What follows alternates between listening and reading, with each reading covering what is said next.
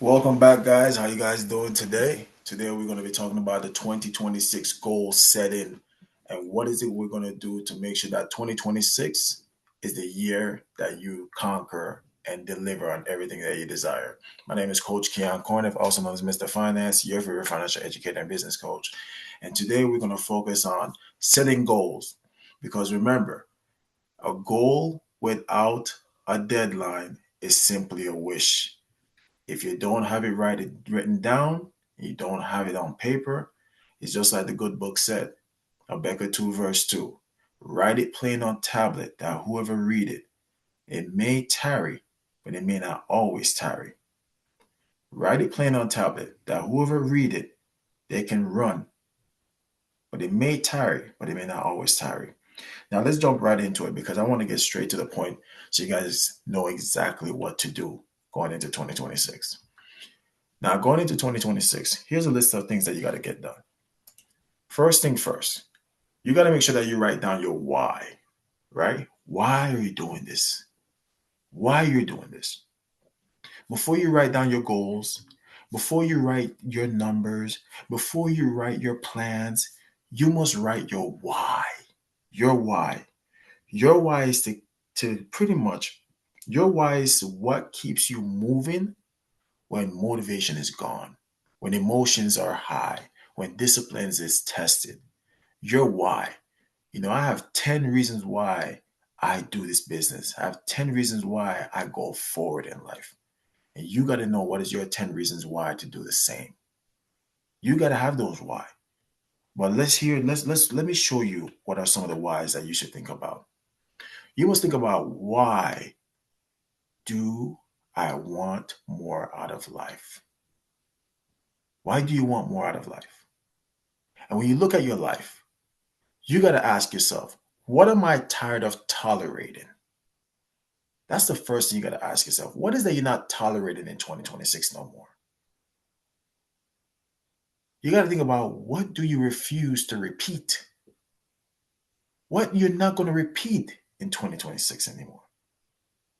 And what must change in 2026?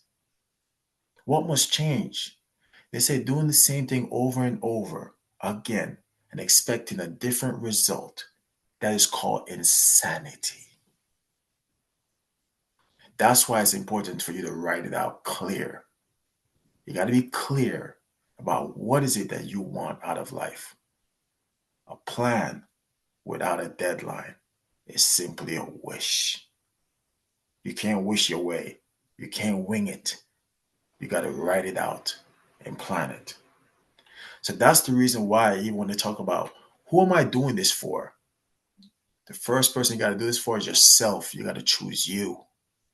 You got to think about yourself. And then you may think about your spouse. Then you may think about your children. Then you may think about your family.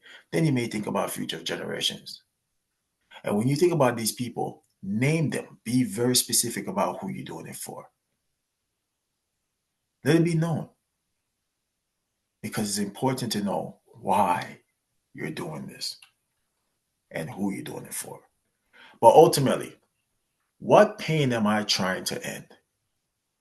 You got to ask yourself when you're writing out your goals, what are the pains that you're trying to end? How about financial stress, emotional exhaustion, feeling stuck, lack of freedom, regrets? Pain is often the doorway to purpose because where there's no pain, there's no gain. But remember, failing don't make you a failure because there's a lesson, which means that you're going to receive the blessing. You got to fail. Sometimes you got to go through setbacks to set you up for a greater comeback. Sometimes you have to go through rejection to know that you're being redirected. Don't ignore the signs that God's give you. Don't be oblivious to it. You got to understand that there's a pain, but there's a reward in the gains. So ultimately, what would happen if I don't change? That's something you got to ask yourself. What happened if I don't change? What happens if you don't do self-reflection, take accountability, course correct yourself? What's going to happen to you? Well, here's something you got to ask yourself. Where will I be in 5 years if I don't change? What will I lose? Who will be affected? And this is where this is about honesty, not fear. Too many people live in fear. And because you have fear, which is false evidence appearing to be real, it makes you never take accountability and be transparent, honest, and vulnerable with yourself. You have to be honest with yourself. You got to be honest with yourself. If you look in the mirror and you're not happy with who you are, then you'll never become nothing better than what you are. That's how life is. So 5 years from now, you got to ask yourself, who are you going to be? And if you don't change, what are you going to lose? And who will be affected? Think about that.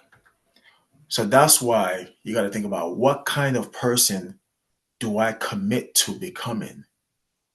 What kind of person do you commit to becoming?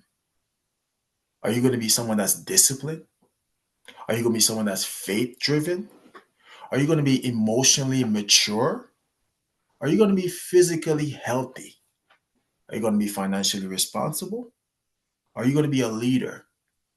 You got to write in present tense. So when you write these things, you got to write and say, I am disciplined. I am faith driven. I am emotionally mature. I am physically healthy.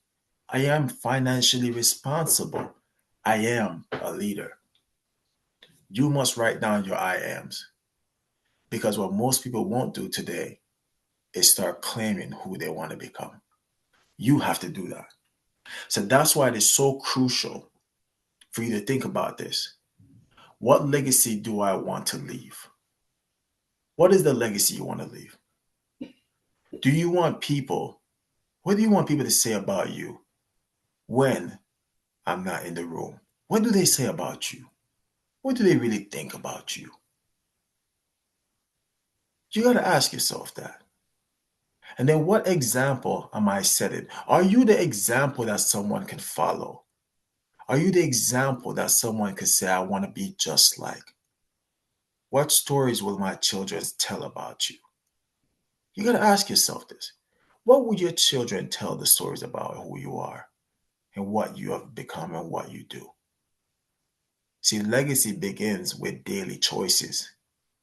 Daily, not sometimes, not monthly, not weekly, daily choices. What are your choices every day? Can't make the same ones you did in 2025. 2026, you have to have a daily choice. You got to get focused, laser focused. So that's why when it comes to those final, statements with put it all together, you got to realize that I want you to participate in something right now. I want you to write one paragraph answering. And it's about that I am committed to my 2026 goals, because I want you to write a goal, a paragraph about that. And you're going to write down all of what we just discussed in a paragraph. And I'm going to encourage you to read it out loud. Read it out loud every day. Read it out loud every day. And I promise you, you're going to see some great things start to happen in your business. So here's what I want to show you. Well, we're going to set some goals, right? When you set your goals, I want you to write your goals out like this. First, you got to have spiritual planning. What are your spiritual planning? What are you planning to do for your spirit? We're going to talk about that today. Also, when it comes to your mental planning, what are you going to do to make sure that you're mentally stronger this year? Also, when it comes to your emotional planning, you got to learn how to become fierce with your emotions, be relentless. And then physical planning. What are you going to do every day to become stronger physically? But most importantly, financial planning. Are you going to build a stronger financial foundation? Or even your business planning. Is your business going to change your life this year? And what is it that you're going to do to make it happen? So here are some suggestions of things you could do. This is where we're going to go over class 1, spiritual goals, the foundation of everything. If God is not in it, then what's the purpose of doing it? When you go to God, I want you to always remember this. When you write down your whys and you write down your goals, go to God and ask Him for 2 things: permission and guidance. Because in the foundation, right? I want to show you this. If this foundation is cracked, everything else is going to collapse. If God is not in front of everything that you want to do, nothing is going to work. Because if God ain't in it, it will never be. And you got to ask yourself, is God in everything that you care about? Is God within your children? Is God within your spouse? Is God in your business? If God ain't in it, it won't work. Because God does not dwell where the devil play. So you got to ask yourself every day, is God in everything you do? Now, what does that look like? Here's some things I want you to understand. 2026, spiritual objections. You got to build consistent, disciplined, and obedient spiritual life that guides decisions, relationships, and leadership. And there's 10 things you got to look at and understand. 10 things to plan for spiritually. Number 1, daily prayer time. You must have a schedule, not random. When are you going to pray? What are the schedule for that? Number 2, scriptures, spiritual reading plans, yearly plan. How many times are you going to read the book? What are you going to take away from that? How about some quiet time to reflection? No phone, no noise. What are you going to do every day to make that a reality? And then number 4, purpose, clarity. Why you exist beyond money. Why you exist. If money is something that identify who you are, I hate to say this, you have no identity. If materialistic things make you who you are, you have no identity. Your faith-based decision making. What are your faith-based decision making? Not emotional based. How about integrity standards? Integrity. Private and public alignment. It's one thing to look good in public, but it's another thing to what you do in private. You got to have integrity and spiritual mentorship. Who's giving you guidance, correction? Who's going to hold you accountable? And gratitude practice, daily acknowledgement. What are you grateful for? If you can't think of anything to be grateful for, wake up every morning and just thank God that you're alive. And service and giving, time, talent, and resources. What are you going to do to give back? What are you going to do to give back? And spiritual accountability. Someone that checks you. Who's going to hold you accountable and check you when you're going wrong? Who's going to tell you the hard truth to your face and don't care what you think? Who's going to do that for you? Surround yourself with someone that cares about you. You don't need more hustle. You need alignment. That's what you need, alignment with God. Because once you're in alignment with Him, the second one becomes easier, which is class 2, where today we're going to talk about mental goals, right? Thinking. There's a book that is called Think and Grow Rich. But also in the Bible, it talks about something that, hey, so a man thinketh, so it shall be. Your mind is powerful. What you think about, you'll bring about. Your life will never rise above the way you think. The worst thing an optimistic person can do is present positivity to a pessimist. Don't be a pessimistic thinker. Be optimistic. because that requires you to have faith. Faith at all rates. So that's why when it comes to mental objective, you got to develop discipline, focus, confidence, and emotional control. But here's 10 things you got to master. Number one, daily learning habits. What are you reading? What audios are you listening to? What trainings are you attending? What are you doing every day to work on that? Number two, mindset reset routine. What are you going to do in the mornings and in the evenings to do that reset? And number three, elimination of negative self talk. So many people talk so negatively about themselves that they believe it. Don't be one of them. Focus blocks distractions. Stop distracting yourself from taking accountability for what you got going on. You got to be able to, you must stop distracting yourself. Those things will block your focus. Goal visualization practices. Make a vision board. Do you have a vision board? Stress management strategies. What are you going to do to decompress stress? And what are you going to do not to cause stress? And number seven, mental toughness training. You got to be mentally tough in every aspect. And number eight, decision making framework. The capacity to make a decision and stick with it. And number nine, digital consumption control. Digital. What does that mean? Lay off the TikToks, lay off the Instagrams, lay off the Facebook Reels, lay off the YouTube Shorts. If it's not teaching you, it's destroying you. Your brain is rotting as we speak if you keep watching these things. Because whatever you watch, you become. Whatever you learn, you start to imitate. And number 10, growth-based conversations only. If the conversation is not about growth and progression, stop having them with people. Don't let nobody waste your time. Your time is the most valuable asset you have. Strong mind, strong life. Strong mind, strong life.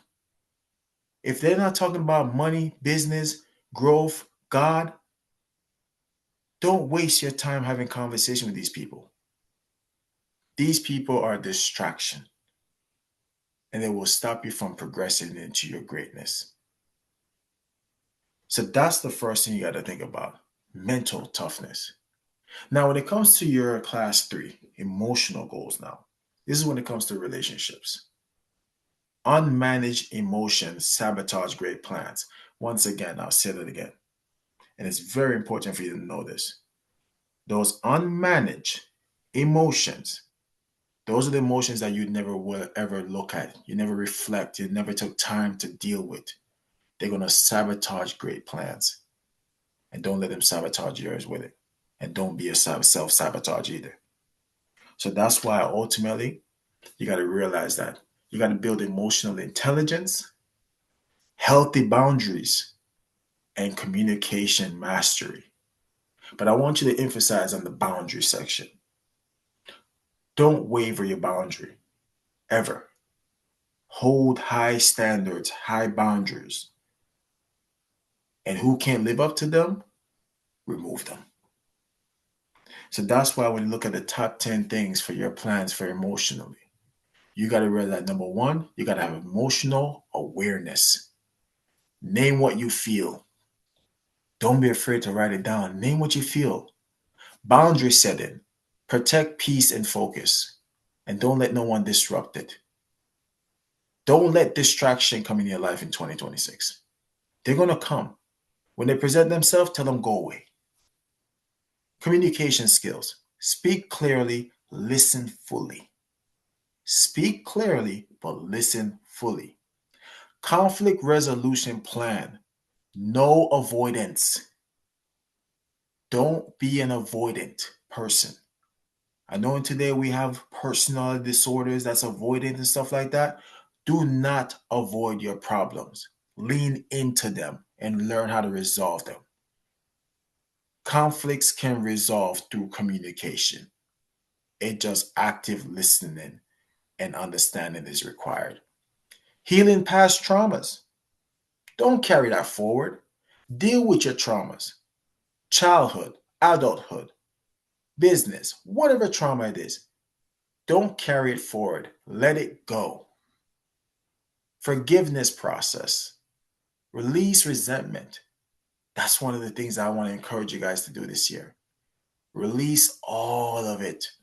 Free yourself and have relationship standards for your business and your personal.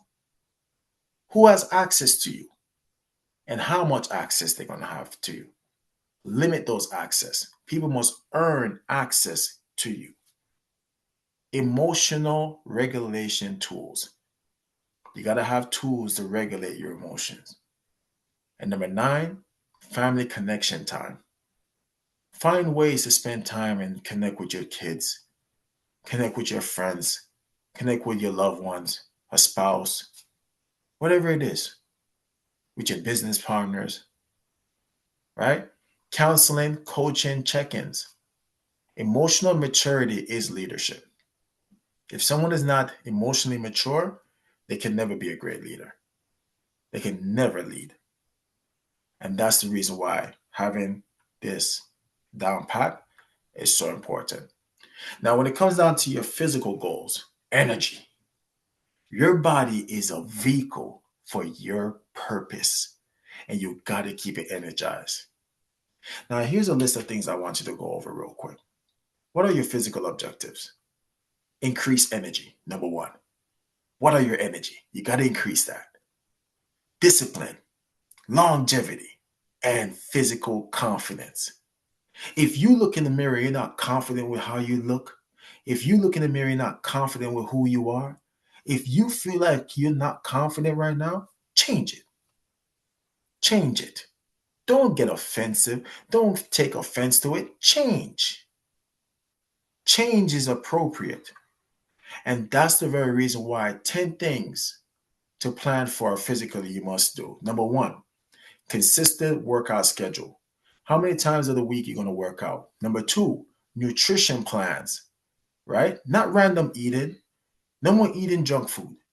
Get junk food off your list. How about sleeping routine, right? Recover matters. How many hours of sleep you going to get? And then hydration goals. How much water you're going to consume, right? Because you remember, our human body is made up of more than 80% water. How about medical checkups? Know where you are. Weight and strength benchmarks, right? What are you going to do? How much stronger are you going to get for this year? Stress reduction activities. Remove the stress out of your life. Physical accountability partner. Who's going to hold you accountable? And daily movement standard. Daily movement standard. How many steps are you going to take every day? I want to challenge every one of us today. Let's go on a 5,000 to 10,000 step daily routine. Let's try it out. And then number 10, appearance and self-care discipline. What are you going to do to make sure you take care of you? Energy determines execution. Your energy. And never forget that. So when it's all said and done, when it comes to your financial goals, class 5, you know that stewardship. Money is a tool, not a master. Money. A lot of people always tell you that, hey, the money is the root of all evil. Absolutely not. I think the lack of money is very evil. And a lot of people do evil things for money. But let's talk about that a little bit. See, when it comes to those financial objectives, I want you to think about this. Build income, protection, control, and long-term security. But what are the 10 things you need to plan for when it comes to yourself financially? Number 1, clear income target. How much money are you going to make this year? How much money you desire to make this year? And then number 2, a budget system. How to use the 50-30-20 formula or know your FIN method. And then number 3, an emergency fund goal. How much are you going to have in the emergency fund this year? And number 4, debt reduction strategy. How are you going to pay down your debt? How much debt are you going to pay down this year? Are you going to be debt free this year? And number 5, savings and investment plans. How much are you going to save this year? How much are you going to invest? And number 6, tax strategy awareness. How are we going to reduce or eliminate taxes? And number 7, credit optimization planning. How are you going to use credit to acquire assets? And number 8, insurance and protection review. Do you currently have life insurance? Do you have protections in place? Let's get those things reviewed and make sure that you have enough. You're going to learn about things like the dime method. And number 9, estate planning basics.